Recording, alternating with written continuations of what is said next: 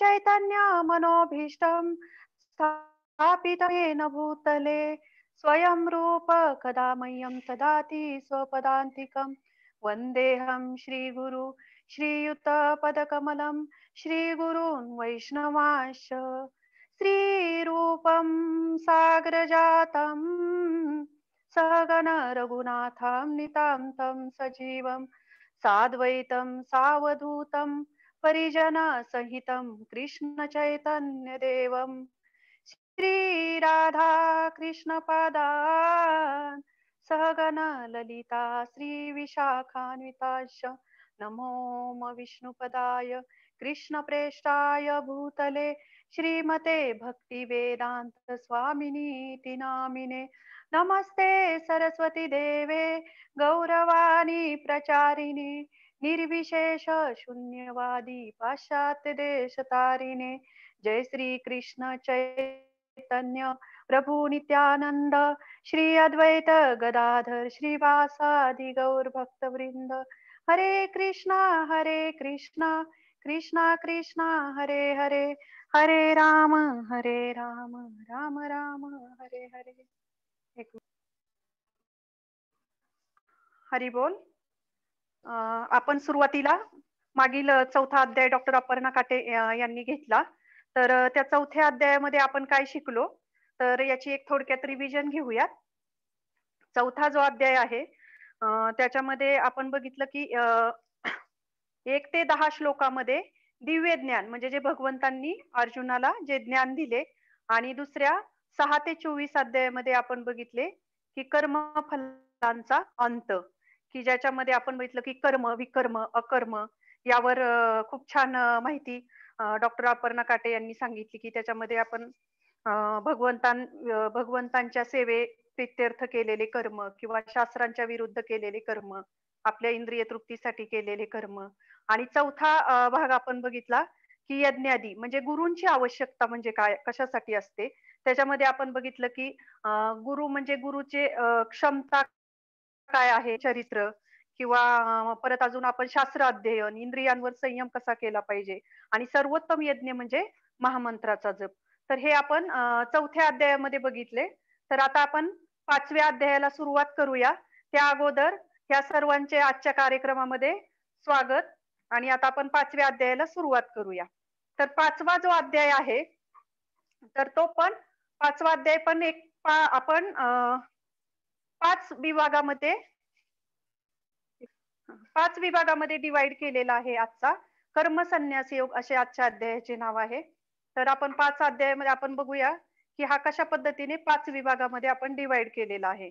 तर पहिले जे उदाहरण आहे याच्यामध्ये 1 ते 12 श्लोकामध्ये भगवंतांनी एका कमळाचे पानाचे उदाहरण देऊन खूप सुंदर माहिती आपल्याला यामध्ये सांगितलेली आहे.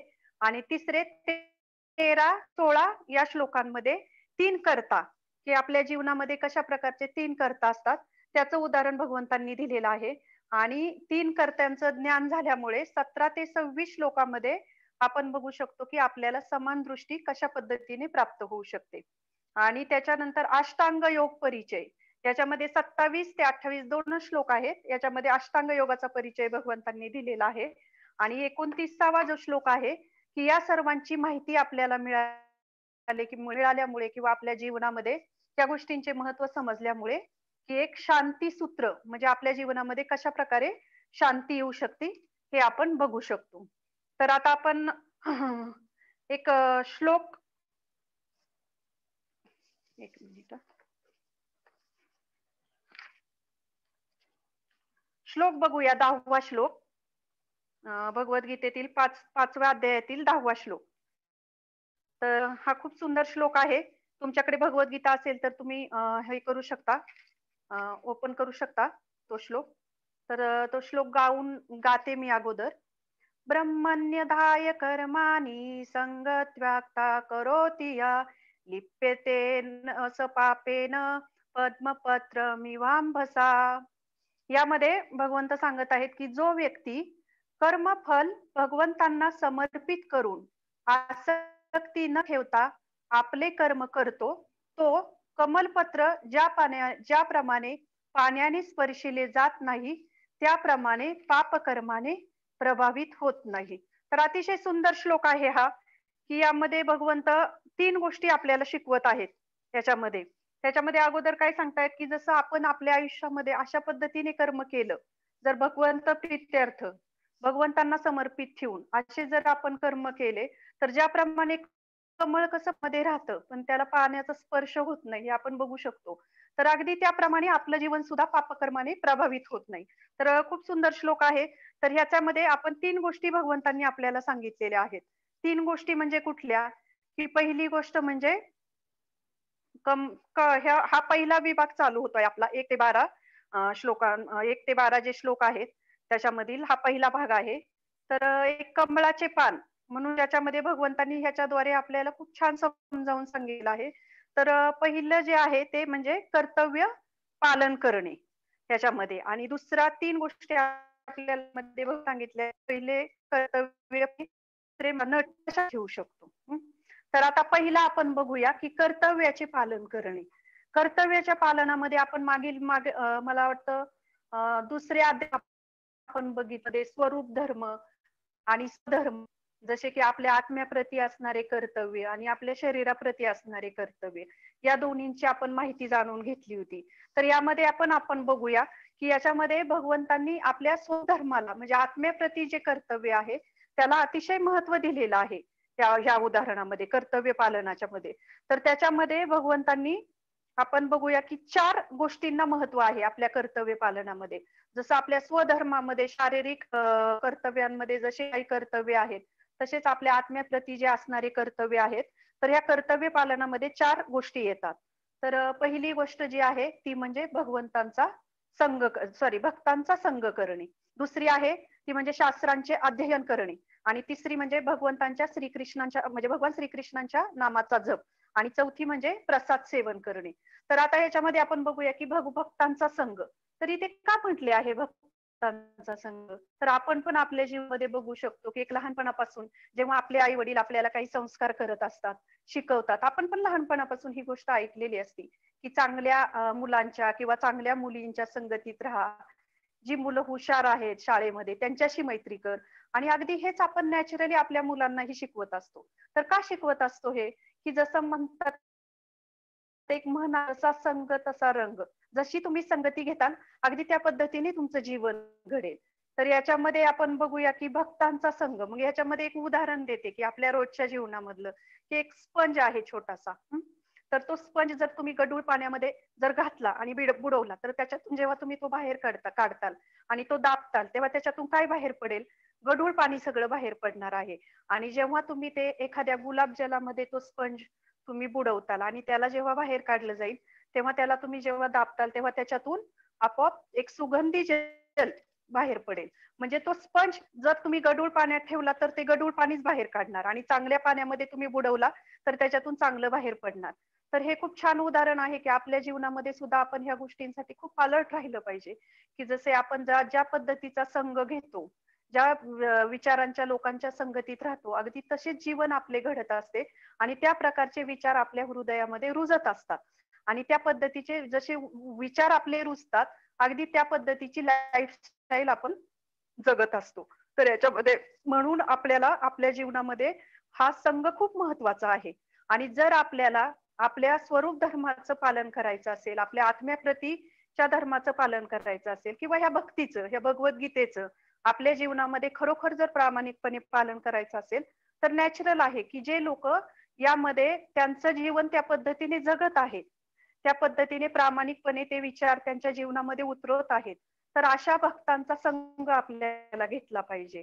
कारण जेव्हा अशा पद्धतीने आपण संघ घेतो, तेव्हा आपल्याला आध्यात्मिक प्रगती जी असते पुढे जाण्यासाठी त्याच्यातून प्रेरणा तर मिळते, पण आपल्याला सगळ्यात महत्वाचं या संघामुळे आपली विचारधारा अगदी त्या पद्धतीने बनत जाते. त्यामुळे आयुष्यामध्ये आपण ही गोष्ट नेहमी लक्षात ठेवली पाहिजे, की हा संघ हा खूप महत्वाचा आहे आणि आध्यात्मिक जीवनामध्ये तर ह्या भक्तांच्या संघाशिवाय आपली आध्यात्मिक प्रगती होऊ शकत नाही. त्यामुळे या कर्तव्य पालनामध्ये आपले जे आध्यात्मिक प्रगती आहे ती पुढे हे करण्यासाठी आध्यात्मिक प्रगती होण्यासाठी किंवा आपल्या आत्म्याप्रतीचं जे कर्तव्य आहे त्याचं पालन करण्यासाठी भक्तांचा संघ हा आपल्याला अतिशय गरजेचं आहे. आणि दुसरं एक बघूया, की आपण शास्त्रांचे अध्ययन. तर शास्त्रांचे अध्ययन हा शब्द आपल्याला किती एकदम मोठा वाटतो, की शास्त्र एकदम. तर आता आपण एक आपल्या दिवसाची सुरुवात जी असती, की आपण सकाळी-सकाळी उठल्या-उठल्या आपल्या हॉलचा दरवाजा जर उघडला, तर आपण काय बघतो? पहिला पेपर घेतो आपण. का तर आपल्याला उत्सुकता असते, की जगामध्ये काय गोष्टी चालल्यात, कुठे काय घडतंय. पहिला आपण पेपर घेतो. पेपर झाला, की कधी आपण लगेच रिमोट घेतो. आपल्या टीव्हीचं रिमोट चालू करतो, लगेच ऑन करतो, की कुठे जगामध्ये काय-काय घडामोडी चालल्यात, काय चालल्यात. मग ह्याच्यामध्ये तुम्ही सांगा मला, की किती लोकांना असं वाटत असेल हो, की आता आजचा पेपर मी वाचला किंवा आजच्या बातम्या मी ऐकल्या. याने माझा जीवन किंवा माझा दिवस पूर्ण आनंदाने जीवन तर लांबच राहिलं, पण एक दिवस माझा आनंदाने पूर्ण भरून गेला आहे आणि आजचा दिवस माझा अतिशय सुंदर जाईल. असं कधी वाटतं का हो आपल्याला? नाही वाटत. कारण जेव्हा आपण तो पेपर घेतो ना, त्या पेपरमध्ये एखादी गोष्ट कुठेतरी कोपऱ्यामध्ये चांगली असते, की तुम्ही ट्राय करून बघा. उद्यापासून तुम्ही तुम्ही पण एक 2-4 दिवस असा प्रयत्न करा, की एक पेपर आला, की त्या पेपरमध्ये अगोदर आपण काय वाचायचं? जास्त डिटेल्स वाचायचे नाही. फक्त हेडलाईन वाचायच्या. त्या हेडलाईनमध्ये काय-काय असतं, की इथे बलात्कार झाला, इथे भ्रष्टाचार, इथल्या ह्या ठिकाणी भ्रष्टाचार झाला, ह्या ठिकाणी ॲक्सिडेंट झाला, या ठिकाणी नैसर्गिक आपत्ती आली, की जसा भूकंप झाला, अतिवृष्टी आली. अशा सगळ्या अशा निगेटिव्ह गोष्टी असतात आणि त्या निगेटिव्ह गोष्टींमध्ये कुठेतरी एखादी पॉझिटिव्ह गोष्ट असते आणि या सगळ्या गोष्टी आपल्या मनावर इफेक्ट करत असतात. कधी-कधी तर अशी एखादी घटना वाचून, ऐकून टीव्हीवर वगैरे आपण बघू शकतो, की आपलं मन सुन्न होतं. अगदी असं निगेटिव्हिटीने भरून जातं, की असं आपल्याला काही होतं म्हणजे असं काही आहे का त्याने की खूप आनंद झाला आहे? नक्कीच नाही. कारण ह्या गोष्टी पूर्ण नैराश्याने, निगेटिव्हिटीने भरलेल्या आहेत, की जसं कथा, कादंबऱ्या ह्या आपल्याला तात्पुरता आनंद देतात.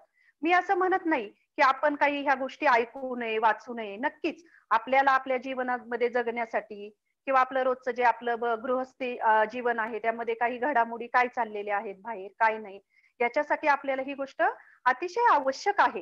परंतु त्याचा अर्थ असा नाही, की आपण आपला पूर्ण कॉन्शियसनेस त्याच्यामध्ये टाकला पाहिजे. कधी-कधी काय होतंय, की आपल्या नकळतपणे आपण कधी पेपर वाचतो, कधी एखादं मासिक घेतो, आवड आहे वाचनाची म्हणून, कधी एखादं पुस्तक घेतो किंवा मग ते बातम्या ऐकतो, की अजून काय. याच्यामध्ये आपण इतकं म्हणजे हे होऊन जातो, त्याच्यामध्ये गुंतून जातो, की खरं म्हणजे जे आपल्या आत्म्याप्रती किंवा आपला स्वरूप धर्म जो आहे किंवा आपल्या आध्यात्मिक प्रगतीसाठी किंवा त्याच्याही पेक्षा आपले शास्त्र जे आहेत, त्या शास्त्रांचं ज्ञान काय आहे, यापर्यंत आपण कधी पोहोचतच नाही ह्या गोष्टींमुळे. त्यामुळे ह्या गोष्टी आपल्या जीवनामध्ये आपण नक्कीच केल्या पाहिजेत.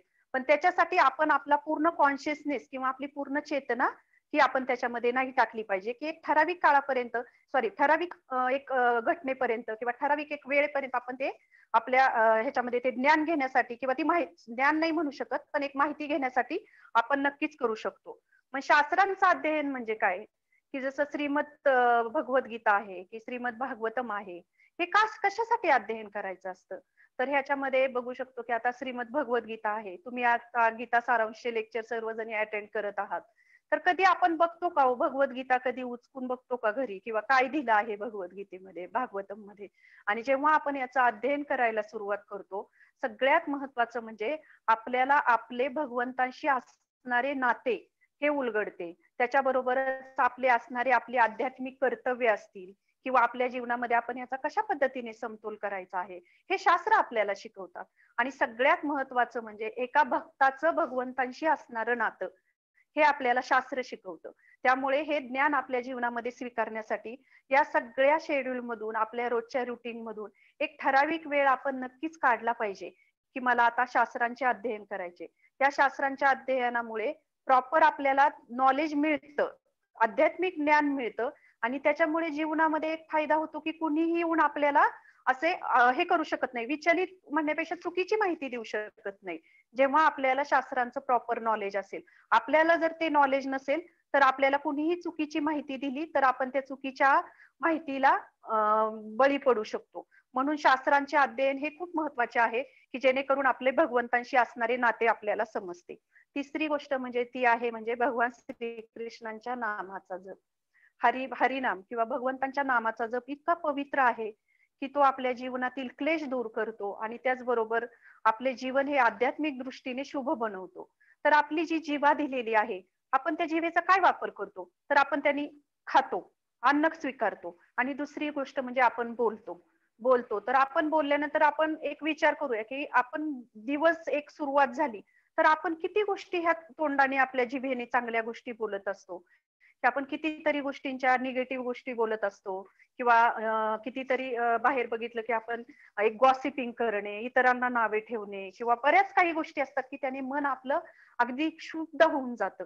तर ह्या गोष्टी आपण आपल्या ह्या जिभेने करत असतो, की कुठल्या तरी अनावश्यक चर्चा असतात, कोणाला तरी नावे ठेवणे, कोणाचा तरी द्वेष करणे, अशा आपण कितीतरी गोष्टी आपण आपल्या जिभेने करत असतो. पण तीच जिव्हा जर आपण एक ठराविक वेळ आपल्या काही काळ आपल्या जीवनातला, आपल्या दिवसातला भगवान श्रीकृष्णांच्या नामामध्ये दिला, तर नक्कीच आपल्यामधील ह्या गोष्टी वाईट निघून जातात आणि एक क्लेशाग्नी म्हणजे जे दुःख आहे ते तर जातेच, पण त्याचबरोबर आपल्या जीवनामध्ये आपल्याला आध्यात्मिक प्रगतीसाठी शुभदायक असते. त्यामुळे भगवान श्रीकृष्णांच्या नामाचा जप अतिशय महत्वाचा आहे आध्यात्मिक ह्याच्यामध्ये, की जसे हरे कृष्णा कृष्णा कृष्णा हरे हरे, हरे राम राम राम हरे हरे. एक महामंत्र घेण्यासाठी किती वेळ लागतो? 2-3 सेकंद, जास्तीत जास्त 4 सेकंद म्हणूया आपण, 5-5 सेकंद म्हणूया. किती वेळ लागतो? पण आपण जर आपल्या जीवनामध्ये एक थोडासा वेळ जर आपण ह्या भगवान श्रीकृष्णांच्या नामाच्या जपासाठी काढला, तर नक्कीच आपल्या जीवनामधील दुःख नाहीशी होतील. आणि चौथी जी गोष्ट आहे ती म्हणजे प्रसाद सेवन.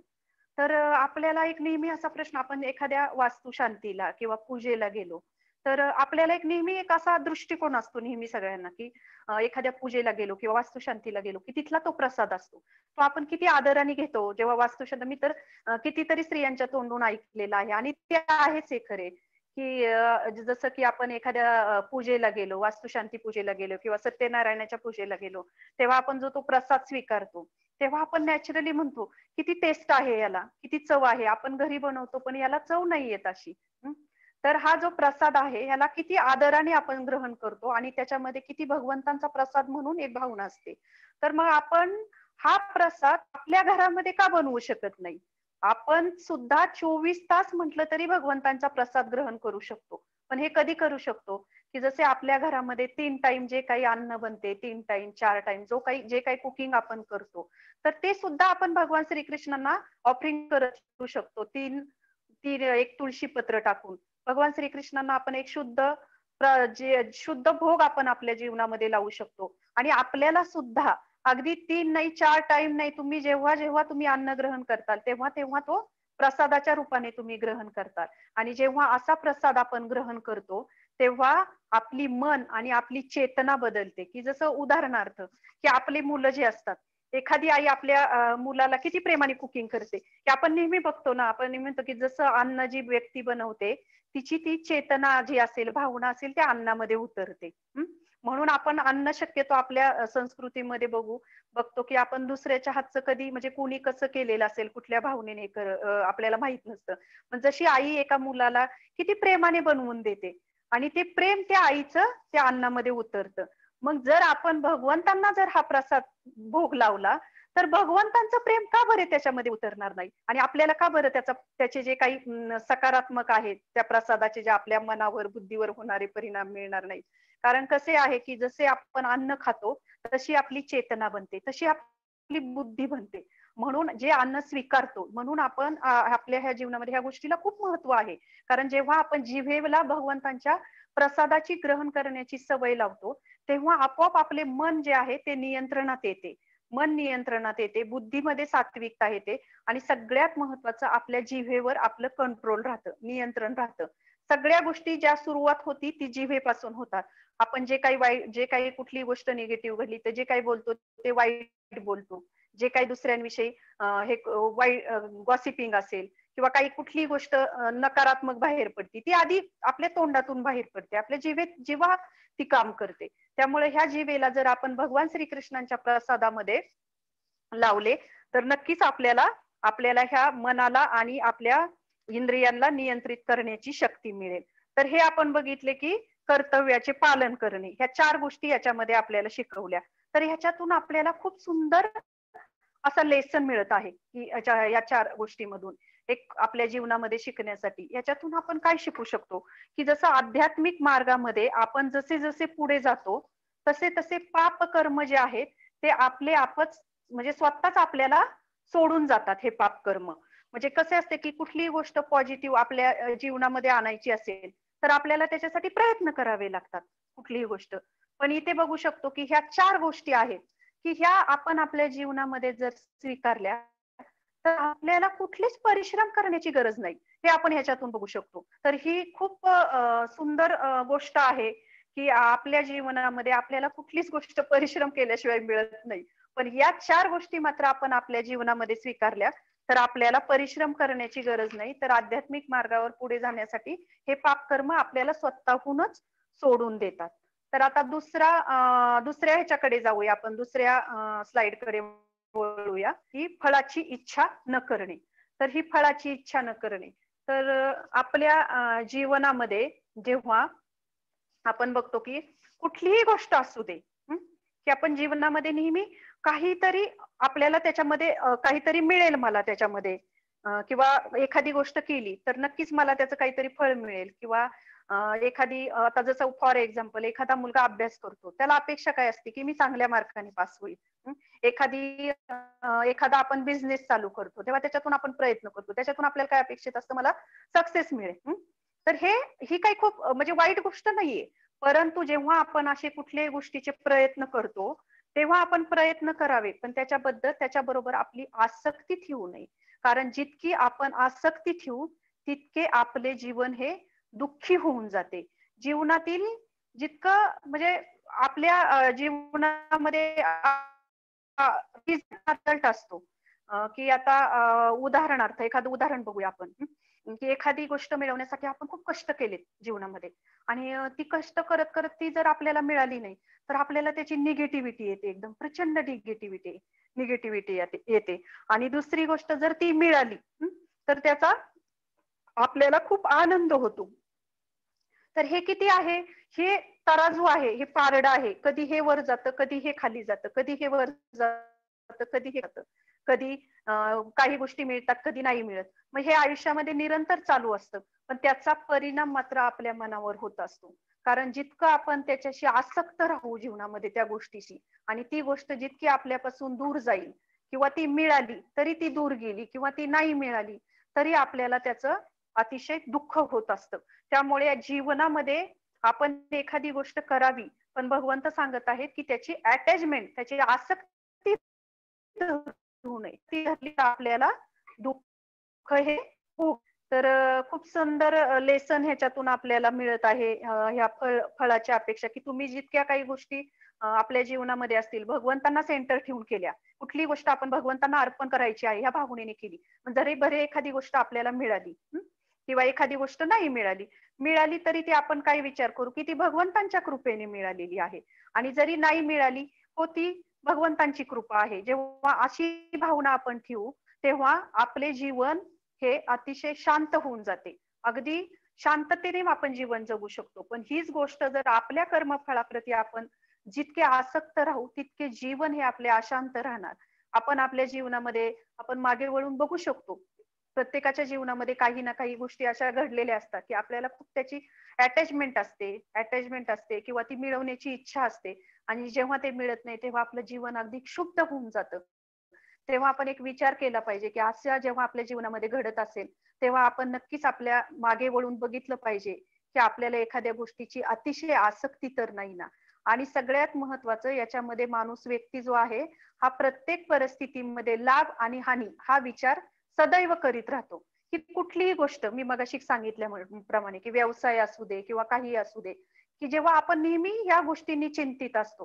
कारण ह्या दोन गोष्टींचा आपल्याला जीवनामध्ये नेहमी बघ की जेव्हा आपल्याला एखादी गोष्ट प्रयत्न करतो, आपल्याला काहीतरी लाभ मिळवायचा असतो, परंतु इच्छा असून पण आपल्याला तिथे हानी होते. आणि जेव्हा आपल्याला वाटतं की आपले नुकसान नाही काही करायचे, आपल्याला लाभ मिळाला पाहिजे, त्या दृष्टीने आपण प्रयत्न करतो, तरी पण आपल्याला तिथे फायदा होतो जीवनामध्ये. मग ही गोष्ट खूप जीवनामध्ये शिकण्याजोगी आहे की जरी आपण प्रयत्न केला तरी पण प्रत्येक परिस्थितीमध्ये आपण यावर आपण आसक्ती नाही धरली पाहिजे. त्यामुळे लाभ हानी हा जेव्हा आपण विचार करतो, फायदा की तोटा, या दोन्ही दृष्टीने आपण आपल्या आयुष्यामध्ये नेहमी चिंतित राहतो. त्यामुळं जे काही आहे ते भगवंतांना सेंटर ठेवून आपल्या जीवनामध्ये आपण कुठलीही गोष्ट असेल, कुठलीही क्रिया असेल तर ती केली पाहिजे. तिसऱ्या भागाकडे आपण वळूया, तिसऱ्या स्लाइडवर. इंद्रियांवर संयम. आता आपण बघितलं की इंद्रियांवर संयम. इंद्रियांवर म्हणजे काय? की जे काही कार्य करतो आपण, की इंद्रियांवर संयम म्हणजे नेमकं काय असतं? की शरीरावर म्हणजेच खरी तपश्चर्या जी असते ती इंद्रियांवर संयम म्हणजे आपल्या मनाला नियंत्रित करणे, की आपल्या मनावर नियंत्रण ठेवणे, ही खरा संयम जीवनामध्ये. की आपण बघतो की आपल्या आयुष्यामध्ये आपण काही गोष्टींना खूप महत्व देतो. की जसं आता हे स्लाइडमध्ये आपण एक उदाहरण फोटो बघतोय, की आयुष्यामध्ये आपण आपल्या आयुष्यांना जसं धन आहे किंवा पैसा आहे, याला आपण नक्कीच महत्व दिलं पाहिजे आपल्या आयुष्यामध्ये. पण ते किती द्यायचं? म्हणजे कधी तो पैसा माझ्यासाठी आहे का मी त्याच्यासाठी आहे? आणि एका बाउंड्री लाईन पर्यंत आपण त्याला आपल्या जीवनामध्ये महत्व दिलं पाहिजे. पण ती बाउंड्री लाईन जर आपण क्रॉस केली, तर मग मात्र आपलं जीवन आपल्या मनावर तर आपलं नियंत्रण राहत नाही आणि जेव्हा मनावर नियंत्रण राहत नाही, तेव्हा इंद्रियांवर पण आपलं कंट्रोल राहत नाही. तेव्हा आयुष्यामध्ये एक गोष्ट लक्षात ठेवली पाहिजे, की आपण आपल्या जीवनामध्ये कुठलीही गोष्ट मिळवताना त्याची एक बाउंड्री लाईन आपण आपल्या जीवनामध्ये आखून घेतली पाहिजे. हां, ठीक आहे, ही गोष्ट माझ्या जीवनामध्ये मला इथपर्यंत खूप गरजेची आहे. पण त्याच्या पुढे मला आता ह्याची गरज नाही. हे जेव्हा खरे मर्म आपल्याला आपल्या जीवनामध्ये समजते, तेव्हा आपण नक्कीच शांततेचा अनुभव घेऊ शकतो. की आता एखादी व्यक्ती आयुष्यभर पैशामागे धावते, धावते, की तरुण पण त्याचं त्याच्यामध्ये जातं. असं करत, करत थोडाफार पैसा येतो, की मध्यम वयामध्ये तो वाटचाल करतो आणि जेव्हा सर्व काही पैसा त्याच्याकडे येतो, तेव्हा त्याचं शरीर हे वृद्ध झालेलं असतं. आता तर खरी परिस्थिती अशी आहे की वृद्धत्वापर्यंत कुणी जातच नाही. मध्येच एक्झिट घेते माणूस लाईफमधून. त्यामुळं ही पण गोष्ट खूप महत्वाची आहे, की आपलं आयुष्य पण एकदम अनिश्चित आहे. आणि जेव्हा खूप काही पैसा येतो, तेव्हा त्याला कधीतरी हे शरीर सोडून तर जावंच लागतं. पण त्याच्याबरोबर जेव्हा तो राहतो, तेव्हा त्याची इंद्रिय इतके थकलेले असतात, शरीर इतके थकलेले असते, की त्या धनाचा जो उपभोग आहे, तो पण तो घेऊ शकत नाही. ती येणारी पिढीसाठीच तो कमवून ठेवतो. स्वतःसाठी तर त्याचा काहीच उपभोग घेत नाही आणि जेव्हा उपभोग घ्यायचा असतो, तेव्हा कधी-कधी मृत्यू येऊन जातो. म्हणजे ह्या गोष्टी आपल्या जीवनामध्ये किती महत्त्वाच्या आहेत, की आपण जे काही कार्य करतो, ते आपण आपल्या जीवनामध्ये त्याला कुठेतरी एक मर्यादा आखून ठेवली पाहिजे, की नाहीतर आपण आपल्या जीवनामध्ये ह्या गोष्टींना जर एक कुठे बाउंड्री लाईन केली नाही, तर त्याचा अतिरेक झाला, तर आपल्या जीवनामध्ये आपण नुसते ह्या गोष्टींमागे पळत राहू आणि यामधून आपल्याला फक्त दुःखच मिळेल. त्यामुळे जे कुठलेही कार्य आपण करत असतो, त्यात थोडा आपल्याला त्रास झाला तरी चालेल. मग आपण आपल्या मनावर नियंत्रण कसं केलं पाहिजे हो? म्हणजे हे इंद्रियांवर कसं नियंत्रण केलं पाहिजे? हं. तर याच्यातून आपण बघू शकतो, की जे कार्य आपण कुठलेही कार्य करतो, ते आपले शास्त्रांच्या आधारावर आधारित असले पाहिजे. कधी-कधी काय होते, की एखादे कार्य जे असते त्याच्यात आपल्याला थोडा त्रास होतो. एखादे कर्म करताना, एखादी ऍक्टिव्हिटी करताना, पण ती शास्त्रानुसार असते. तेव्हा ही शास्त्रानुसार आधारित केली जाते, तेव्हा ते कार्य भले आपल्याला थोडा त्रास देईल, परंतु त्याला भगवंतांची कृपा प्राप्त होईल आपल्याला.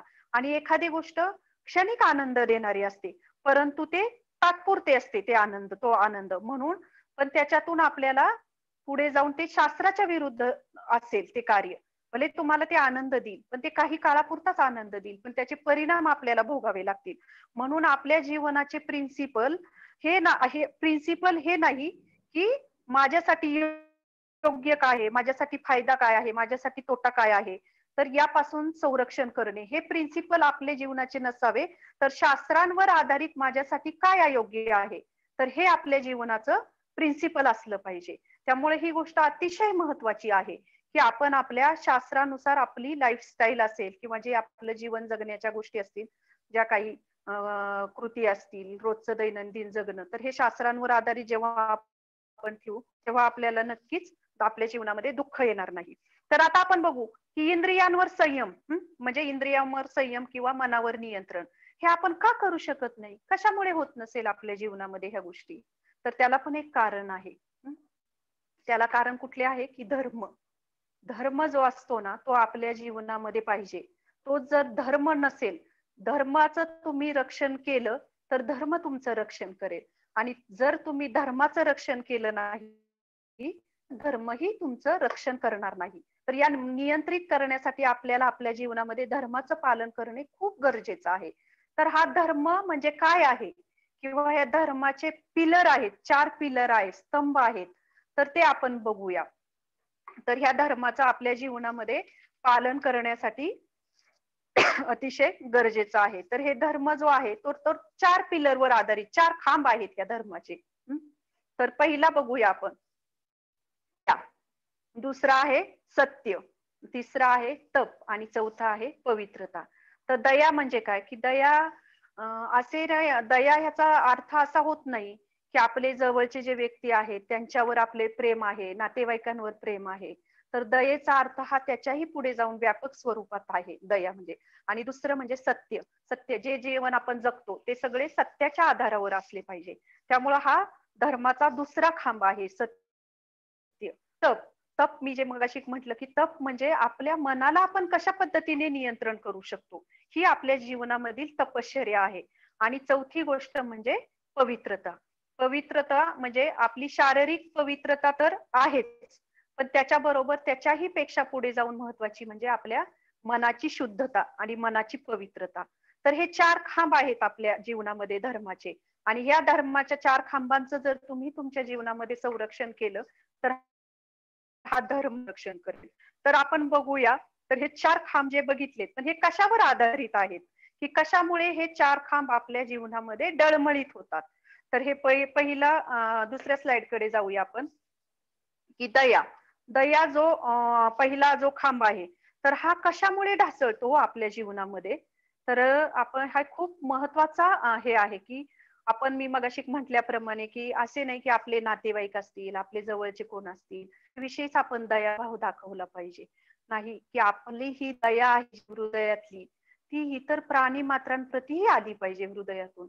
की असे नाही की हे यांच्यापुरते, की प्रत्येक शेवटी प्रत्येक जीवाला एक निसर्गाने भगवंतांनी शरीर दिलेलं आहे, की जसे आता सांगायला मला वाईट वाटते, की दररोज या रोजच्या दिवसाला असे नाही की महिन्याची फिगर आहे किंवा 8 दिवसाची आहे. दररोज डेली 3 करोड प्राणी हे फक्त आपल्या जीव संतुष्टीसाठी मारले जातात. म्हणजे किती दुःखदायक गोष्ट आहे ही.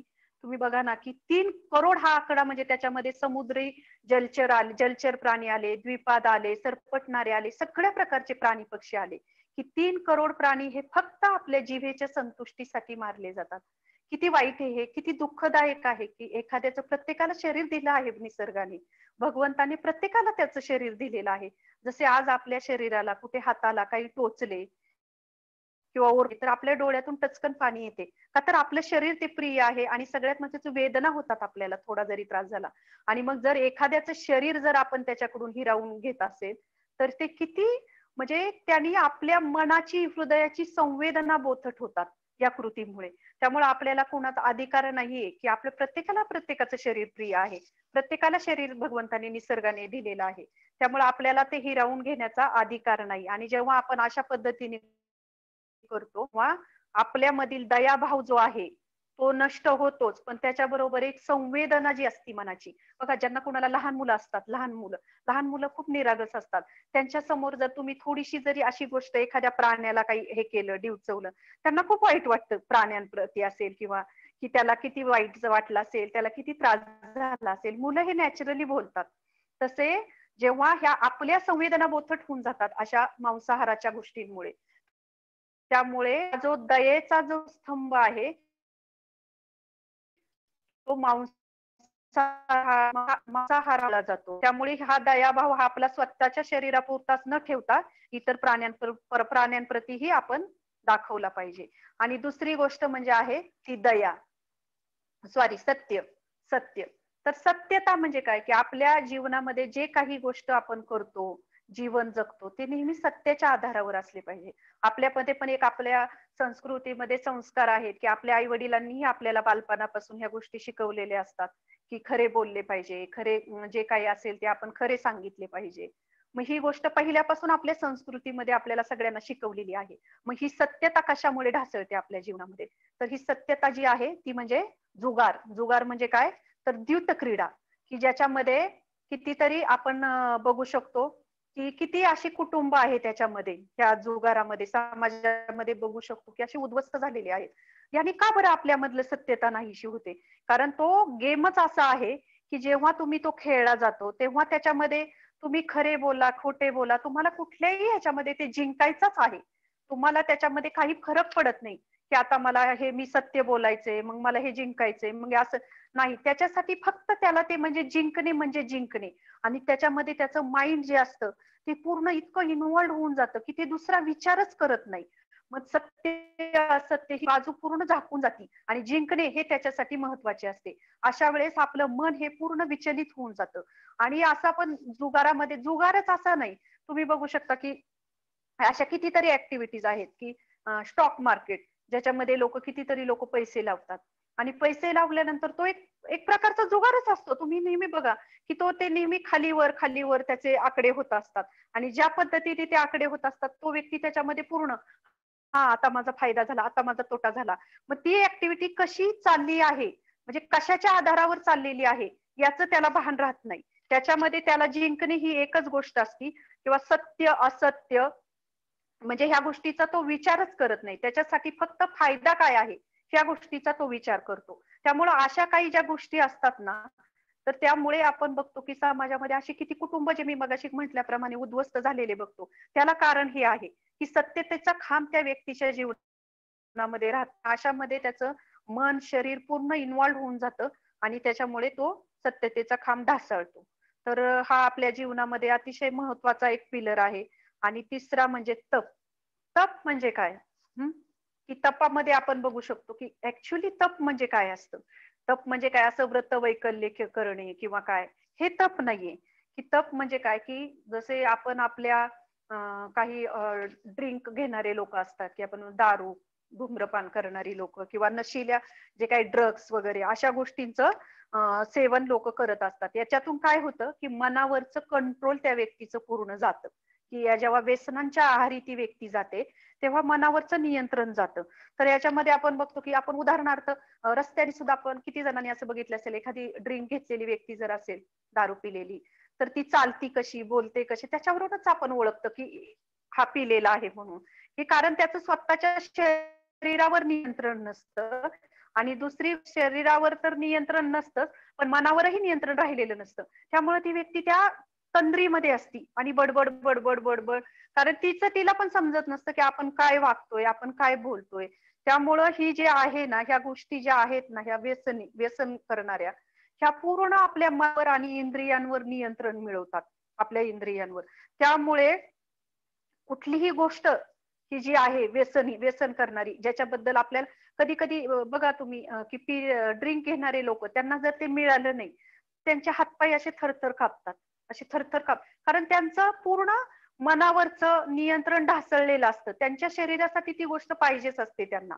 त्यामुळे यामुळे काय होतं की आपली तपश्चर्या जी आहे, आपल्या शरीराला जी तप करण्याची सवय लावायची आहे किंवा तो खांब आपला त्याच्यामुळे ढासळतो. त्यामुळं जीवनामध्ये ह्या गोष्टीचीही अतिशय गरज आहे. आणि चौथा जो पिलर आहे तो म्हणजे अतिशय महत्वाचा, तो म्हणजे पवित्रता.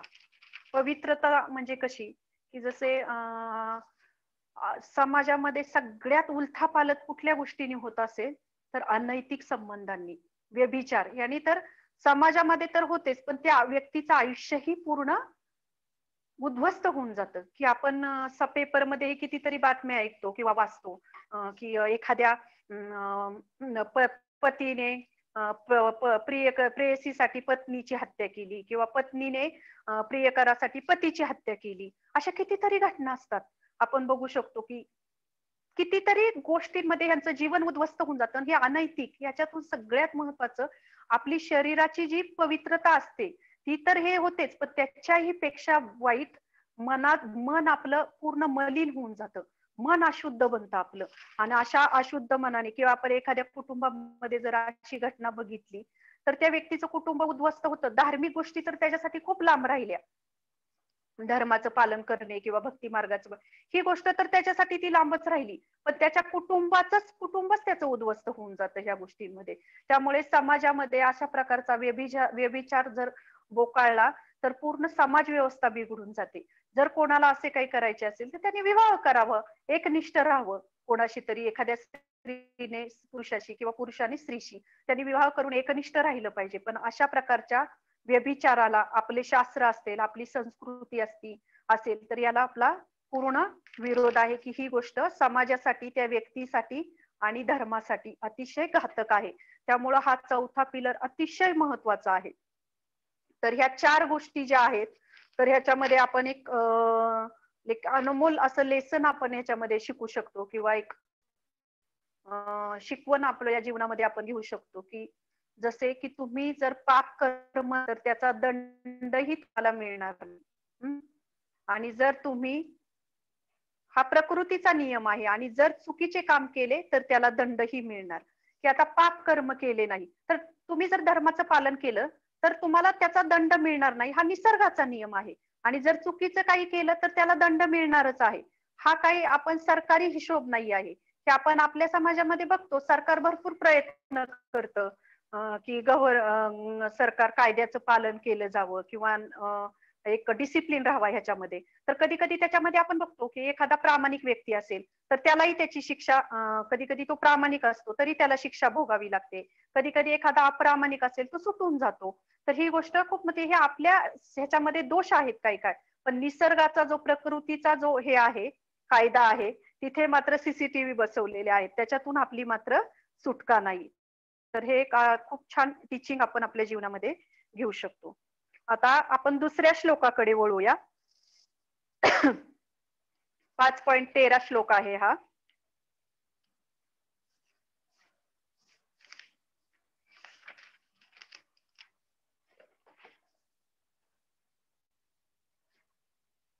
सर्व कर्माणि मनसा संन्यस्यास्ते सुखम वशी नवद्वारे पुरे देही नैव कुर्वन्. तर हा श्लोक ह्या श्लोकामध्ये जसं पहिल्या श्लोकामध्ये आपण बघितलं की भगवंत कमळाच्या पानाचं उदाहरण देत आहेत. ह्याच्यामध्ये भगवंत त्याचं उदाहरण देत आहेत आपल्याला की आपल्या शरीराला एका नगराची उपमा देत आहेत. तर आपण हा श्लोकाचं एक भाषांतर वाचूया.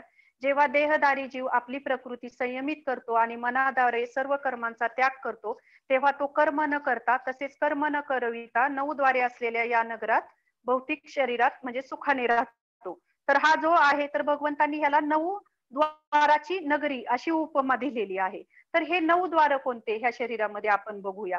तर 9 द्वार म्हणजे काय. तर ही स्लाइड मध्ये आपण बघतोय की एक बॉडी आहे त्याच्यामध्ये 2 नाक आहेत, 2 नाकपुड्या, 2 डोळे, एक तोंड, एक उपस्थ आणि एक गुदा की 2 कानांनी आपण ऐकतो, 2 नाकपुड्यांनी आपण श्वासोच्छ्वास घेतो किंवा सुगंध घेतो कुठल्या गोष्टीचा, वास कुठल्या गोष्टीचा, डोळ्यांनी आपण पाहतो आणि जे मुख असते आपले त्यांनी आपण बोलण्याचे किंवा अन्न स्वीकारण्याचे काम करतो. गुदा म्हणजे मलमूत्र त्याग करतो. उपस्थ म्हणजे आपण जीवनाची निर्मिती करतो. तर ही 9 द्वाराची नगरी भगवंत सांगत आहेत की ही 9 द्वाराचं शरीर आहे आपलं. त्याला भगवंतांनी नगराची उपमा दिलेली आहे. तर हे आपल्याला आपल्या जीवनामध्ये कशासाठी दिलं जातं बरं. तर हे आपण ही पुढची स्लाइड आहे की त्याच्यामध्ये आपल्याला हे शरीर का दिलं जातं. तर ह्या शरीराचं जे आहे जे आपल्या जीवनामध्ये आपल्याला भोग करण्यासाठी या शरीराचा उद्देश असतो. कारण कसे असते की जेव्हा आपल्या जीवनामध्ये आपल्याला कुठल्याही गोष्टीचा आनंद घ्यायचा असेल त्याला काहीतरी माध्यम लागतं ना की जसं टीव्ही आपल्याला पाहायचं आपल्याला टीव्ही लागणार समोर आपल्या डोळ्यांना आनंद घेण्यासाठी. अगदी तसेच इथे आपण बघू शकतो की ही भोग करण्याची जी फॅसिलिटी आहे ती भोग घेण्यासाठी ही बॉडी आपल्याला दिलेली आहे की आपले ज्ञानेंद्रिय असतील, कर्मेंद्रिय असतील याद्वारे आपण त्याचा भोग घेण्याचा आनंद घेत असतो. म्हणून हे आपल्याला शरीर भगवंतांनी दिलेले असते. तर दुसऱ्या स्लाइड कडे वळूया की आपण हे आपल्याला दिले हे ठीक आहे आपल्याला भगवंतांनी भोग करण्यासाठी दिले परंतु हे शरीर सारखे वारंवार का कशामुळे हे बदलते. तर त्याच्यातील दुसरे जे हे आहे सुखाचं एक 2 कारण आहे की एक सुख शरीर का बदलतो आपण की सुखाचा निरंतर शोध आणि अस्थायी शरीर.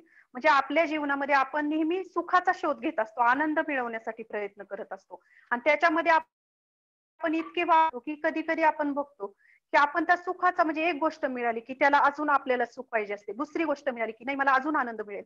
ही गोष्ट कधी आपल्या जीवनामध्ये थांबतच नाही. याच्यासाठी जे प्रयत्न करत असतो ते निरंतर आपले प्रयत्न चालू राहतात.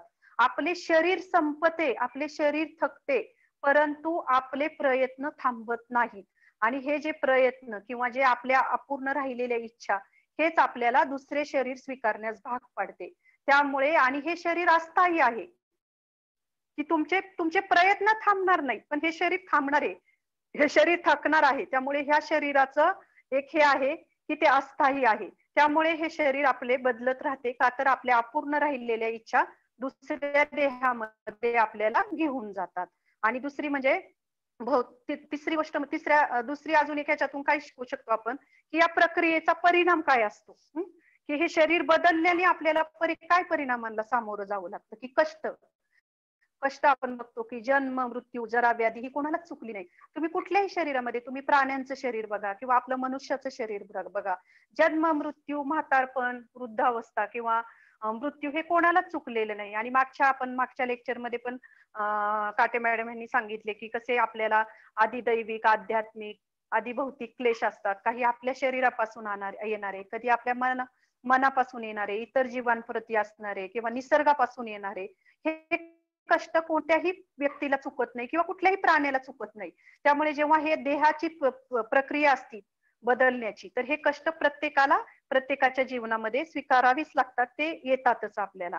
आणि दुसरी गोष्ट म्हणजे अल्पकालिक सुख.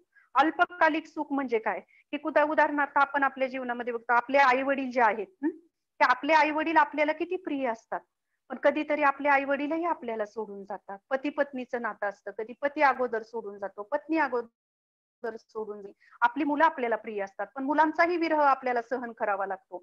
त्यामुळे ही जी नाती आहेत आपल्या जीवनामध्ये, हे जे आहेत, हे अतिशय अल्पकालिक सुख आहे. हे आपल्याला सुख देतात, नाही असे नाही, नक्की सुख देतात. पतीपासून पत्नीला, पत्नीपासून पतीला, आई वडील सुख देतात, मुलांपासून मिळतं सुख. पण ह्या गोष्टी ज्या सुख जे मिळतं ते अतिशय अस्थायी आहे, अल्पकालिक आहे. हे खूप काही काळापुरतं आहे. म्हणून हे दोन गोष्टी आपल्या जीवनामध्ये आपण बघू शकतो, की हे शरीर नवीन स्वीकारलेला परिणाम, की जेव्हा शरीराची प्रक्रिया होते, दुसरं देह स्वीकारतो, तेव्हा हे प्रत्येक शरीरामध्ये हे दुःख येत असतं. आणि दुसरं म्हणजे की त्याच्यातून आपण बघू शकतो की हे आपल्याला शरीर कशामुळे प्राप्त होते. हे शरीर कशामुळे प्राप्त होते, तर यात बघतो की आपण आपली स्वतःची इच्छा आणि आपले कर्म, या दोन गोष्टींमुळे आपल्याला हे शरीर प्राप्त होते. आपली स्वतःची इच्छा म्हणजे काय, की आपण ज्या काही इच्छा करतो त्यानुसार आपले कर्म घडत असते. आपल्याला अगोदर काही कुठली ऍक्टिव्हिटी करतो, त्याच्या अगोदर आपल्याला ती इच्छा होते आणि त्या इच्छेनुसार आपण कर्म करतो. आणि ते जसे कर्म असेल त्याप्रमाणे भगवंत आपल्याला त्या गोष्टी आपल्या जीवनामध्ये प्रोव्हाइड करतात. यात भगवंतांचा रोल एवढाच आहे की आपली जी इच्छा असेल त्यानुसार भगवंत आपले कर्म बघतात आणि त्या इच्छेला प्रतिसाद देतात. तर ही आपण याच्यामध्ये बघू शकतो. त्यामुळे हे आपल्याला वेगवेगळ्या ह्याच्यामध्ये प्राप्त होते. आणि दुसरी गोष्ट म्हणजे आपले कर्म, जे कर्म की जशी इच्छा आहे तसे आपण कर्म करतो, त्याप्रमाणे आपल्याला हे शरीर प्राप्त होते. तर आता ह्या नगराचा म्हणजे शरीराचा एक विचित्र स्वभाव आहे. विचित्र स्वभाव म्हणजे काय, की ह्या शरीराचा स्वभाव आहे की ही बिना नियंत्रणाने चालते, बिना कंट्रोलची चालते. की जसं एखादा पिता आहे, तो आईला प्रेग्नेंट करतो, एखाद्या मातेला प्रेग्नेंट करतो. प्रेग्नेंट झाल्यानंतर काय होती, तुम्ही बघू शकता, आपण बघतो की आपण काय करतो, की त्या बाळाची काळजी घेण्यासाठी चांगले अन्न खातो, पितो, वाचतो, ह्या गोष्टी करतो. तर ह्या गोष्टी आपल्या हातात आहेत. पण हे आहे का की 21व्या दिवशी त्याचा हात तयार होईल किंवा हात तयार होतील, 1 महिन्यानी 2 महिन्यांनी पाय तयार होतील, हे आपल्या हातात आहे का? नाही. हा निसर्ग आपल्या आप करत असतो. स्वतःच निसर्ग, हे आपल्याला काही करावं लागत नाही, याच्यावर आपलं कुठलंही नियंत्रण नाही. आपल्याला करावं पण लागत नाही आणि आपण करू पण शकत नाही. निसर्ग हे काम आपोआप करत असतो. जेव्हा ते बाळ नॅचरली त्या जगामध्ये येतं, आल्यानंतर आईच्या शरीरामध्ये दूध तयार करावं लागतं का? नाही, ते नॅचरली होत असतात ह्या गोष्टी. एक ठराविक काळ गेला की दात पडतात, नवीन येतात, ते शरीर आपोआप मोठं होत जातं. मग नंतर एका काही टप्प्याने तरुणपण, म्हातारपण आलं की ते दात परत पडतात, परत उगवत नाही. म्हणजे हे जे शरीर आहे, तर हे बिना नियंत्रणाने चालत असतं. की ह्याच्यामध्ये आपलं कुठलंही कंट्रोल नाही. की जसं उदाहरणार्थ एखादी कार आहे आणि आपण ती खूप वर्षांपासून वापरतोय आणि तिला वारंवार मेंटेनन्स येतो, आपण तो मिस करण्याचा प्रयत्न करतोय. पण एक वेळ अशी येते की तिला आपण टाकून द्यावी लागते, कारण ती निरुपयोगी होते. अगदी तसंच आपलं शरीर पण हे पूर्ण निरुपयोगी होतं आणि ते कधीतरी आपल्याला टाकून द्यावं लागतं. आणि दुसरा एक, आता आपण 3 कर्ता बघत होतो, त्यातलं पहिलं म्हणजे शरीर हे आपलं एक कर्ता. 3 कर्तामधला शरीर पहिला भाग बघितला. दुसरा म्हणजे आपण आता आत्म्याकडे जाऊया, की आत्मा. आत्मा म्हणजे काय आहे, तर आत्मा हा आनंदाचा आकांक्षी आहे. आत्मा आनंदाचा आकांक्षी आहे. तो नेहमी आनंदाच्या शोधात असतो आत्मा.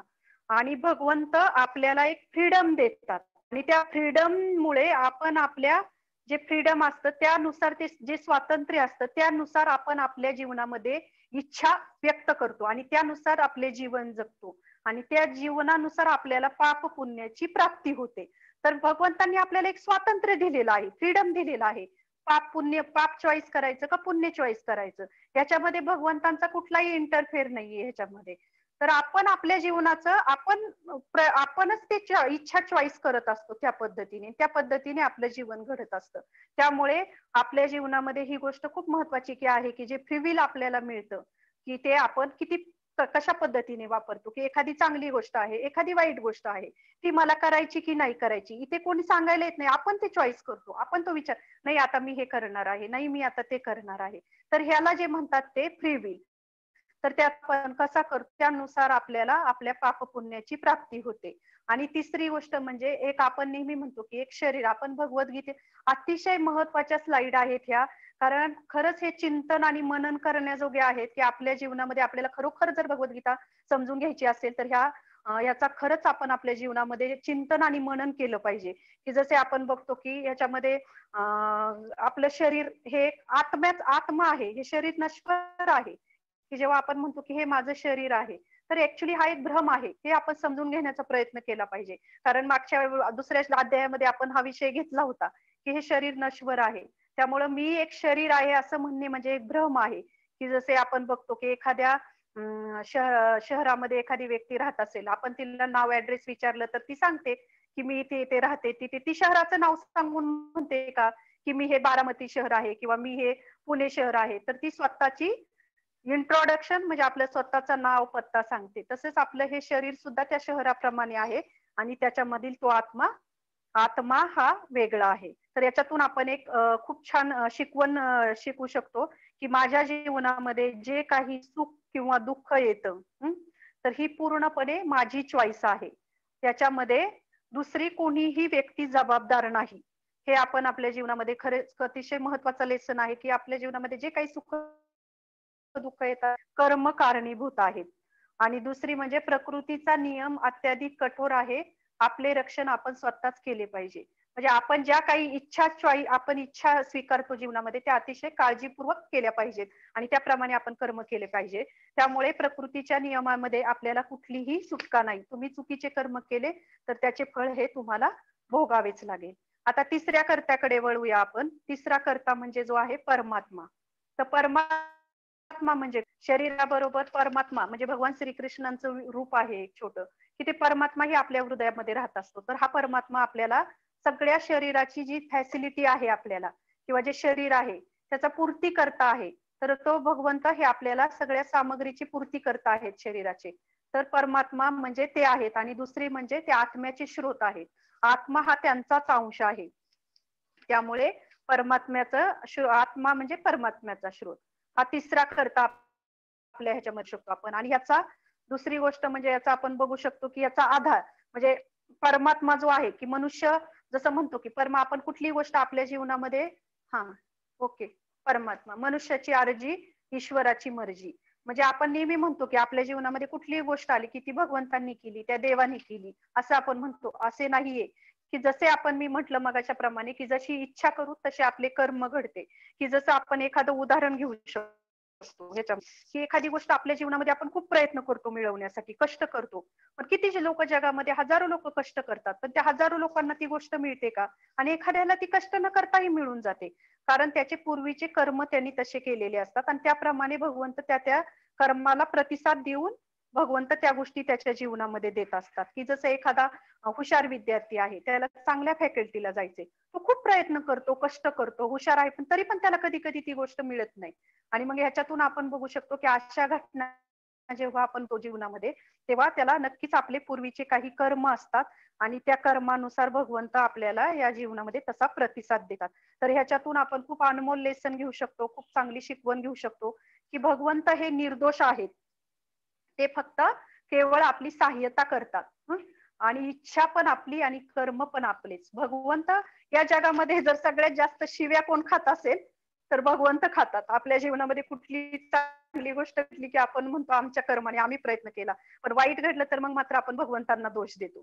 त्यामुळे याच्यातून आपण बघू शकतो, की आपल्या जीवनामध्ये जे काही गोष्टी घडतात, त्याला फक्त आपले जे काही कर्म आहेत, त्या कर्माने कर्म जे असतात त्याप्रमाणे आपल्या जीवनामध्ये त्या पद्धतीचे कष्ट, सुख आणि आनंद मिळतो. भगवंत हे फक्त आपल्याला मदत करतात त्या गोष्टी त्या जीवनामध्ये त्या त्या कर्मानुसार आपल्याला देण्यासाठी. आणि याच्यातून आपल्याला जेव्हा हे तीन कर्ता आहेत, पहिला आपण बघितलं शरीर, नंतर आत्मा आणि परमात्मा, या तीन कर्त्याचं नॉलेज आपण आपल्या जीवनामध्ये घेतो, तेव्हा काय मिळते आपल्याला, तर एक समान दृष्टी. समान दृष्टी म्हणजे काय, तर तो एक श्लोक बघूया आपण. समान दृष्टी पुढील श्लोक जो आहे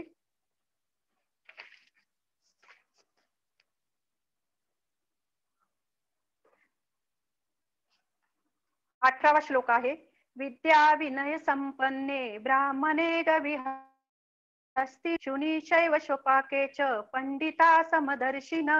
विनम्र साधू व्यक्ती यथार्थ ज्ञानाच्या आधारे विद्या विनय संपन्न ब्राह्मण, गाय, हत्ती, कुत्रा आणि चांडाळ या सर्वांना समदृष्टीने पाहतो. तर खूप छान श्लोक आहे, की याच्यात भगवंत सांगत आहेत, की ह्या तीन कर्त्याचं ज्ञान जर आपल्याला आपल्या जीवनामध्ये झालं तर आपल्याला एक समान दृष्टी प्राप्त होते सगळ्या प्राणी मात्रांप्रती बघण्यासाठी. तर त्याचा एक आपण बघूया, की त्याचा प्रभाव आणि परिणाम हा आपल्या जीवनामध्ये कशा पद्धतीने होतो. की प्रभाव, तर आपण बघू शकतो की त्याचा जो प्रभाव आहे आपल्या जीवनामध्ये, हे तीन करता जर आपण जाणून घेतले तर आपले शरीर जे आहे, की आपण हे करू शकतो की तीन करता आहेत त्याचे स्पष्ट ज्ञान आपल्याला होते. आज शरीर, आत्मा आणि परमात्मा. आणि दुसरी गोष्ट म्हणजे त्या जीवात्म्यामध्ये, त्या शरीरामध्ये परमात्म्याचाही अनुभव त्या साधू विनम्र जे ज्या पद्धतीने हे नॉलेज आपल्या जीवनामध्ये स्वीकारतात आणि प्रामाणिकपणे फॉलो करतात, तर ते आपण बघू शकतो की ते त्याला त्या आत्म्या परमात्म्याचीही जाणीव होते. तर आता ह्या तीन कर्तांचं एक स्पष्ट दर्शन हे आपण बघू शकतो की परिणाम, त्याचा परिणाम काय होतो आपल्या स्वतःच्या जीवनावर, की एक काय आहे की आपण बघू शकतो की एक नॅचरली सहनशीलता आपल्यामध्ये येते. की जेव्हा आपण ह्या तीन कर्त्यांचं बघतो, की जसे एखादी कुठलीही गोष्ट मिळाली आपल्याला, तरी आपल्याला माहित असतं सुख किंवा दुःख हे माझ्या कर्माचा परिणाम आहे हा. आणि जेव्हा आपल्या जीवनामध्ये काही वाईट गोष्टी घडतात, चांगल्या गोष्टी घडत असतील नसतील, तर एक सहनशीलता आपल्यामध्ये येते. आपल्याला माहित असते की ही सहन जे काय आहे त्याला ब्लेम कोणाला करणार, कारण हे माझं ब्लेम मी करू शकत नाही, कारण मीच त्याला जबाबदार आहे. त्यामुळे आयुष्यामध्ये कुठलीही निगेटिव्ह गोष्ट घडली तरी त्याच्यातून आपल्याला सहनशीलता येते. दुसरी म्हणजे एक दयाभाव जागृत होतो आपल्याला इतरांप्रती पण आणि दुसऱ्यांप्रती पण, की कारण प्रत्येक जण त्या परमेश्वराचा अंश आहे.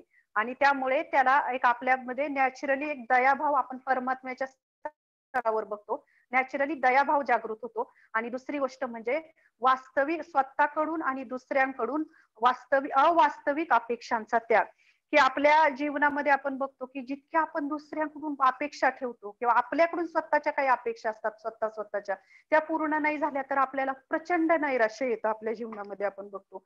तर ते ह्या ज्या अपेक्षा ठेवाव्यात, असे नाही की अपेक्षा नाही, पण अवास्तविक अपेक्षा जेव्हा जास्त ठेवल्या जातात तेव्हा मात्र पूर्ण जीवन हे डिस्टर्ब. त्यामुळे एक आपण प्रॅक्टिकल राहायला शिकतो आणि आपल्या अवास्तविक जीव अपेक्षांचा आपण त्याग करतो. आणि दुसरी अजून एक गोष्ट म्हणजे ह्याच्यातून आपण काय लेसन घेऊ शकतो पुढे अजून एक,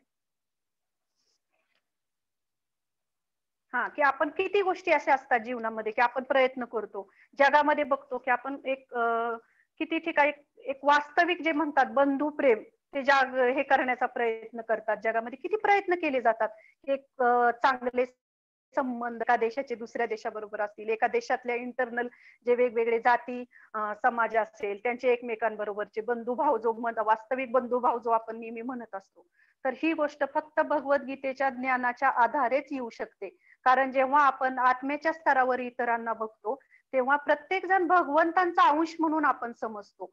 आणि जेव्हा असा अंश म्हणून समजतो तेव्हा नॅचरली ते वास्तविक बंधू प्रेम इतरांप्रती जागृत होते. त्याच्यासाठी वेगळे करण्याची गरज नाही, आणि जरी केले तरी त्याला यश मिळणार नाही. जेव्हा भगवद्गीतेच्या ज्ञानाचा आपण अशा पद्धतीने प्रचार करू, प्रसार करू आणि एक वास्तविक नॉलेज काय आहे, भगवंत काय ज्ञान देत आहेत, त्याच्यावर जेव्हा आपण जगाकडे बघू तेव्हा एक वास्तविक बंधू प्रेम प्राप्त होईल. आणि दुसरी गोष्ट म्हणजे समस्त जीवात्म्यांमध्ये परमात्म्याचे दर्शन, की आपल्याला प्रत्येक जीवात्म्यामध्ये परमात्म्याचे दर्शन होते. आणि ह्या सर्व कृत्यांना कर्त्यांना समजून घेतल्यामुळे आपली दृष्टी बदलते. नेक्स्ट, आता 3 विभाग झालेत, आपण चौथ्या विभागाकडे वळूया की अष्टांग योग. अष्टांग योग जो आहे तर हे 27 ते 28, 27 आणि 28 दोनच श्लोक आहेत. याचे डिटेल्स वर्णन हे पूर्ण 6व्या अध्यायामध्ये आपल्याला मिळणार आहे. तर हे जो अष्टांग योग भगवंतांनी का सांगितलेला आहे की जसं शरीराला आपल्या आसन आणि प्राणायामाने आपण नेहमी म्हणतो की एक मनाला शांत करतो आपण, आणि जेव्हा मन आपले शांत होते तेव्हा शरीर वेगळे आहे आणि आपल्या शरीरातला आत्मा वेगळा आहे जाणीव होते. तर भगवंतांनी भगवद्गीतेमध्ये 4 गोष्टी शिकवलेल्या आहेत: कर्मयोग, ज्ञानयोग, भक्तियोग आणि अष्टांग योग. तर हा अष्टांग योग जो आहे तो पुढील सोमवारी आपल्याला 6वा अध्याय आहे, त्याच्यामध्ये आपल्याला डिटेल्स माहिती अष्टांग योगावर मिळेल. आणि आजचा शेवटचा 29वा श्लोक आहे, तर आपण 29व्या श्लोकाकडे वळूया. भोक्तारं यज्ञ तपसां सर्वोकं महेश्वरं सहृदं सर्वभूतानां ज्ञात्वा मां शांतिमृच्छति. तर त्याच्यामध्ये भगवंत सांगत आहेत की मी सर्व यज्ञ आणि तपस्या यांचा परमभोक्ता, सर्व ग्रहलोक आणि देवदेवतांचा परमेश्वर, आणि मी सर्व जीवांचा हित करता व सर्व जीवांच्या कल्याणाची इच्छा करणार आहे, हे जाणून माझे पूर्ण ज्ञान असणारा सांसारिक दुःखापासून शांती प्राप्त. तर याच्यामध्ये भगवंत एक कन्सेप्ट देत आहेत की भगवंत म्हणजे कोण, की आपण बघू शकतो की हा जर श्लोक समजला ना तर एक मनाची जी शांतता असते त्याच्यामधून भगवंत सांगतायत की शांती प्राप्त करतो. तर ह्याच्यातून आपल्याला कुठला सेमिनार अटेंड करण्याची गरज नाही किंवा कुठे काही शोधण्याची गरज नाही. हा जर आपण श्लोक चांगल्या पद्धतीने समजून घेतला तर आपण बघू शकतो की आपल्या जीवनामध्ये शांती मिळू शकते. आणि सगळ्यात महत्वाचं, भगवंत जेव्हा आपल्या भगवंत आहेत आणि ते ऍक्सेप्ट करणे म्हणजे शांतीचा स्वीकार करणे, आणि भगवंत नाहीत आणि भगवंत अस्तित्वात नाहीत म्हणजे अशांतीचा आपल्या जीवनामध्ये स्वीकार करणे. भगवंतांना माहित आहे आपले जीवन हे अशांततेने भरलेले आहे आणि भगवंत म्हणूनच ह्या श्लोकामध्ये अतिशय सुंदर वर्णन करत आहेत. तर भगवंत आपण बघतो की वेगवेगळे लोकांना तुम्ही बघा की तुम्ही कुठलीही हे सांगा भगवंतांची कन्सेप्ट काय हे विचारलं तर प्रत्येक जण वेगवेगळी कन्सेप्ट त्याची सांगत असतो की भगवंत हे आहेत, भगवंत ते आहेत. मग खरे ऍक्च्युली भगवंत कोण आहेत हे भगवंत सांगतायत स्वतः. तर भगवंतांनुसार भगवंतांना जाणून घेण्याचा प्रयत्न करूया. तर ह्या 3 श्लोकामध्ये 3 गोष्टी येत आहेत की भगवंत सांगतायत भोक्ताराम यज्ञ तपसाम, दुसरी गोष्ट म्हणजे सर्व लोकम महेश्वरम, आणि तिसरी सहृदम सर्वभूतानाम. तर भोक्ताराम यज्ञ तपस्सा म्हणजे काय की प्रत्येक गोष्ट जी आहे मी मगाशी म्हटल्याप्रमाणे भगवंतांच्या दिव्य सेवेमध्ये समर्पित केली पाहिजे. आणि का नाही करावी आपण, कारण सगळ्या ज्या काही गोष्टी येतात त्या आपल्याला भगवंतांपासून प्राप्त होतात. भगवंत सगळ्या गोष्टीची निर्मिती करता आहेत. मग भगवंतांना जर ऑफर केलं तर ते जे भगवंतांचंच घेतो आणि भगवंतांनाच आपण अर्पण करतो आपण. की जसे आपण बघू शकतो की आपल्या एक संस्कृती आहे आपल्या ह्याच्यामध्ये की कुठलीही गोष्ट आणली की काही लोक पहिला पगार आला की भगवंतांच्या पुढे ठेवतात, गाडीची चावी आणली की ती ठेवतात. तर आपल्या घरामध्ये पण एक कधी विवाह कार्य असेल तर पहिली पत्रिका आपण मंदिरामध्ये जाऊन ठेवतो. तर ह्या ज्या गोष्टी असतात जेव्हा आपण भगवान श्रीकृष्णांना त्या ऑफर करतो तेव्हा नॅचरली त्या गोष्टींचा वापर चुकीच्या पद्धतीने होत नाही. ही गोष्ट खूप शिकण्याजोगी आहे ह्याच्यामधून. त्यामुळे ही भगवंतांची शक्ती आहे आणि भगवंतांनीच दिलेल्या गोष्टी आहेत. भगवंत स्वामी आहेत, नियंत्रक आहेत, म्हणून ह्या भगवंतांनाच आपण ऑफर केल्या पाहिजेत. आणि ह्याची व्याख्या दुसऱ्या अध्यायामध्ये खूप छान आपण शिकलो होतो की स्वामी म्हणजे कोण, कंट्रोलर म्हणजे कोण आणि नियंत्रक म्हणजे कोण, आणि भोक्ता की म्हणजे आनंद घेणारे त्या गोष्टीचा. की आपण कधी कधी आपण हे करतो की मला हे पाहिजे ते पाहिजे स्वतःसाठी, पण जे काही करायचं ते आपण स्वतःसाठी करतो. पण हे तुम्ही भगवंतांसाठी केले तर भोगता म्हणजे भगवंतांसाठी तुम्ही भगवंतांच्या आनंदासाठी केले तर त्याच्यातून नक्कीच आपल्या जीवनामध्ये आनंद प्राप्त होतो. आणि दुसरी गोष्ट म्हणजे तप. तप म्हणजे काय की आपण जे वेगवेगळे व्रत वैकल्य करतो, तपश्चर्या करतो. तपश्चर्या नाही म्हणू शकत पण त्याच्यातून आपल्याला मागणी असते आपली, मी हे व्रत केल्याने मला ह्याचा आनंद होईल, त्याचा आनंद होईल, ती गोष्ट माझ्या जीवनात मिळेल, तर त्याला तप म्हणू शकत नाही. खरे तप म्हणजे काय की ज्याच्यातून आपण भगवंतांना आनंद करतो. की जसे एकादशी व्रताचं पालन किती लोक करतात, का करतात एकादशी व्रताचं पालन, त्याच्यात भक्ती ही आपली स्वतःच भक्ती प्रकट होते. तर जेव्हा आपण भगवंतांच्या आनंदासाठी करतो तेव्हा त्याला म्हणतात तप. की जसं एकादशी व्रताचं पालन आहे. तर ह्या गोष्टी जीवनामध्ये खूप महत्त्वाच्या आहेत. आणि दुसरी गोष्ट म्हणजे ह्याच्यातून जेव्हा मगाशी मी म्हटल्याप्रमाणे आपल्या जीवनामध्ये कुठलीही गोष्ट काहीही असेल, अगदी अन्नापासून जे ग्रहण करतोय, प्रत्येक येणारी वस्तू ही काय आपल्याला आपलं जीवन लाईफस्टाईल बदल नाहीये. फक्त आपली चेतना बदलायची आहे, भावना बदलायची आहे आणि ते भगवंतांना ऑफर करायचं आहे. तर याच्यातून एक आपण खूप छान शिकवण घेऊ शकतो, की जसे की भोग करण्याची इच्छा जी असती, की जी आपल्या स्वतःच्या इंद्रियांसाठी आनंद घेण्याची जी इच्छा असती, ती आपल्याला कर्मफलाच्या चक्रव्यूहामध्ये बांधते. आणि जेव्हा कर्मफलामध्ये आपण अडकतो, तेव्हा आपल्याला वारंवार हे शरीर बदलावेच लागते. दुसरे आहे ते आपण बघूया, की सर्व लोकम महेश्वरम, की की आपण बघितलं की सर्व लोक भगवान श्रीकृष्णांपेक्षा कोणीही श्रेष्ठ नाही. सर्व देवतांमध्ये ते महान आहेत आणि समस्त लोकांचे व देवतांचे ते ईश्वर आहेत, स्वामी आहेत. की जसे बघतो की भगवंत हे भगवंतांपेक्षा कोणी श्रेष्ठ नाही, की भगवद्गीतेमध्ये ह्याचं अगदी डिटेल्स सगळ्या गोष्टी दिलेल्या आहेत. की आपण इथे कधी कधी आपल्या जीवनामध्ये आपण विचार करतो की ही गोष्ट माझी आहे, मला दिलेली, मी याचा मालक आहे, माझ्या नावावर आहे. परंतु ऍक्च्युली ते सगळं भगवंतांनी दिलेलं आहे. काही काळापुरतं ते आपले राहतं, कधी आपल्याकडून ते हिरावून पण घेतलं जातं. याचं एक खूप सुंदर उदाहरण आहे की जसं आपण ट्रेनचं तिकीट काढतो, आपलं रिझर्वेशन असतं, जेव्हा आपण तिथे जातो कोणी बसलेलं असतं की आपण त्याला पटकन उठवतो, का तर म्हणतो माझं रिझर्वेशन आहे. आपला स्टॉप आला की आपण त्या व्यक्तीला उठवण्याचा प्रयत्न, म्हणजे आपण लगेच आपला स्टॉप आला की त्याची आसक्ती आपली निघून जाते, म्हणजे आपल्याला त्याच्याविषयी काय वाटत नाही, पटकन आपण उतरून जातो. पण तसंच अगदी आपल्या जीवनामध्ये सुद्धा ह्या गोष्टी भगवंतांनी दिलेल्या आहेत.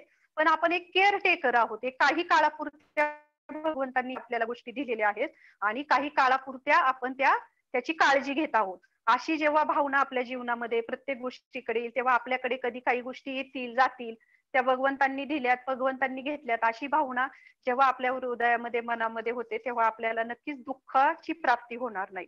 आणि दुसरी गोष्ट म्हणजे याच्यातून आपण बघू शकतो, की शांतीचा अनुभव आणि सुखाची प्राप्ती त्याच्यातून आपल्याला मिळते. आणि दुसरी, भगवंत हे सगळे देवी देवता ही भगवंतांपासून आलेले आहेत. भगवंत हे याचे सगळ्याचे मालक आहेत. हे भगवंत आपल्याला सांगतात ह्या श्लोकामध्ये. तर याच्यातून एक अनमोल शिकवण आपण घेऊ शकतो, की आपले स्वामित्व हे अस्थायी आहे. आपण कितीही आपल्या जीवनामध्ये आपण आपण हे माझे आहे, मी आहे असे ठरवले, तरी हे काही काळापुरते असते. ते कधी आपल्या जीवनातून कधीही हिरावून घेतले जाऊ शकते. शेवटची स्लाइड आहे, की सहृदम सर्व भूतानां, सर्व परमहित करणारे. भगवंत हे सर्वांचे परमहित करणारे. खूप खूप महत्वाची गोष्ट आहे, की भगवंत हे कशा पद्धतीने सर्वांचे हित करणारे आहेत, की प्रतिकूल परिस्थितीमध्ये भगवंत आपल्याला ह्या श्लोकामध्ये असं सांगत नाहीत, की तुम्ही परिस्थिती बदला. प्रतिकूल परिस्थितीमध्येही ह्या भगवद्गीतेच्या ज्ञानाच्या चक्षुद्वारे आपण आपल्या जीवनामध्ये जाणू शकतो, की वाईट परिस्थितीमध्येही जेव्हा हे ज्ञान आपण स्वीकारू, तेव्हा आपण नक्कीच विचलित तर होणार नाहीच, पण भगवंत कशा पद्धतीने आपल्या प्रतिसाद देतात आणि त्या पद्धतीने आपल्याला आपल्या जीवनामध्ये त्याचं फळ देतात.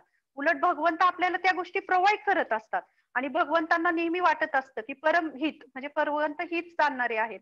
तर भगवंत एक प्रयत्न करतात, ह्या गीताचं ज्ञान असेल, भागवतमचं ज्ञान असेल, त्याद्वारे आपल्याला खरे ज्ञान काय आहे, जीवनाचा उद्देश काय आहे, हे देण्यासाठी भगवंत आपल्याला मदत करतात. मग जर भगवंत प्रत्येक जीवात्म्याचे मित्र आहेत भगवंत, तर मग आपले शत्रू कोण होऊ शकेल? की जसं आपल्या जीवनामध्ये आपण म्हणतो की हे माझे, ह्यांच्याशी माझं हे आहे, ते त्यांच्याशी ते आहे. पण जर भगवंतांना सेंटर ठेवून आपल्या जीवनामध्ये आपण त्यांना बघितलं, तर नक्कीच आपल्या मनामधली सुद्धा एक शत्रुत्वाची भावना जाते. आणि कधी कधी आपण जीवनामध्ये हे पण शिकतो की माझ्यामध्ये ज्या काही कमतरता आहेत, त्या दुसऱ्यामध्ये पण आहेत. माझ्यामध्ये ज्या काही गोष्टी आहेत, दोष आहेत, ते दुसऱ्यांमध्येही असू शकतात. असे परिपूर्ण आपण नाही, तर आपण दुसऱ्यांकडून कशी अपेक्षा ठेवू शकतो? की एक सकारात्मकता आपल्या जीवनामध्ये प्रवेश करते. आणि सगळ्यात महत्वाचे म्हणजे भगवंतांप्रतीचा आपला जो दृष्टिकोन आहे, तो आपला बदलतो. तर हे म्हणजे भगवंत म्हणजे सहृदम सर्व भूतानां, सर्वांप्रती दयाभाव ठेवणारे.